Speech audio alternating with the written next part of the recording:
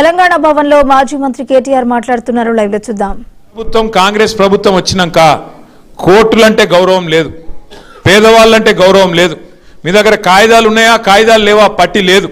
ఇష్టం వచ్చినట్టు గుడ్డెద్దు చేన్ల పడ్డట్టు పోయి ఎక్కడ పడితే అక్కడ హైదరాబాద్లో నిన్నగాక మొన్న కూడా గొలగొట్టిరిపోయి గరీబోళ్ళు ఇళ్లల్లో వండుకునే అన్నంను తన్నుడు, వాళ్ళు పిల్లగాళ్ళు పెట్టుకునే పుస్తకాలు వారేసుడు, వాళ్ళ వాటర్ బాటిల్ వారేసుడు, ఎక్కడికక్కడ గుడిసెలు గులగొట్టుడు, రేకుల షెడ్లు గులగొట్టుడు, ఆగమాగం చేసి రోడ్డు మీద ఉండే బండ్లను కూడా ఆఖరికి ఇష్టం వచ్చినట్టు ఎత్తవతల వాడిస్తున్నారు, ఎక్కడికక్కడ కూలగొడతా ఉన్నారు.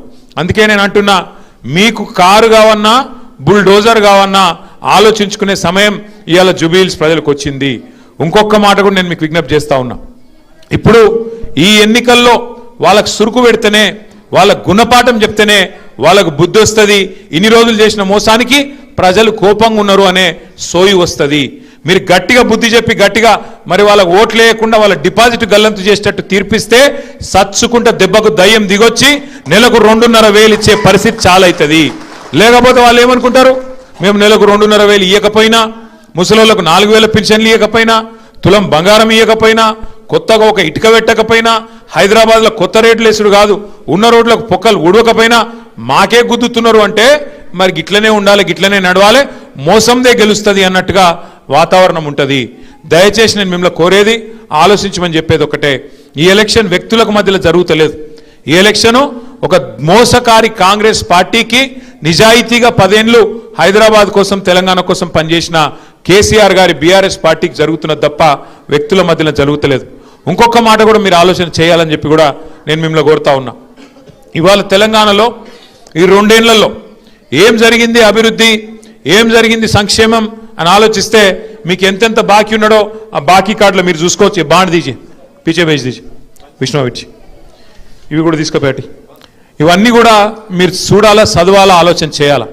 దాంతోపాటు రేవంత్ రెడ్డి గారేమో అమాయకుడు కాదు. ఇప్పుడు తమ్ముడు మహేష్ ఒక మాట అన్నాడు, 42% రిజర్వేషన్ ఇస్తానని బీసీలను మోసం చేసిండు అన్నాడు.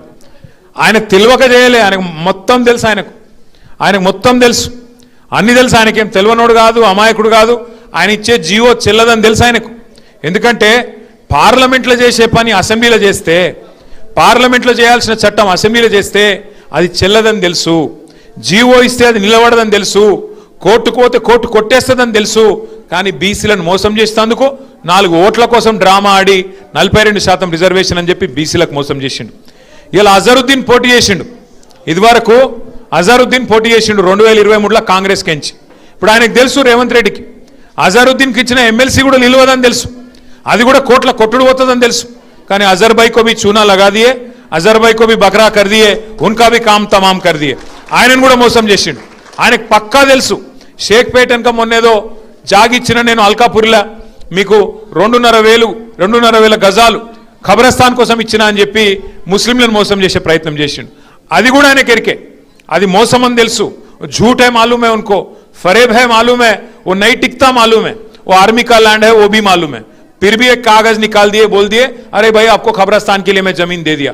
वहां गए तो क्या हुआ, जमीन का कागजात तो दे दिए, वहां गए तो आर्मी वाले आए, अरे यहाँ पे आए तो डंडा मारता हूं भागो बोल के यहां से भगा दिए. सब मालूम होते हुए తెలిసి కావలసుకొని మోసం చేసేటోడే రేవంత్ రెడ్డి. మళ్ళీ ఆయన చాలా నిజాయితీ గల మోసగాడు, ఆయన తప్పు కాదు, చాలా నిజాయితీ గల మోసగాడు రేవంత్ రెడ్డి. ఆయన ముందే చెప్పిండు,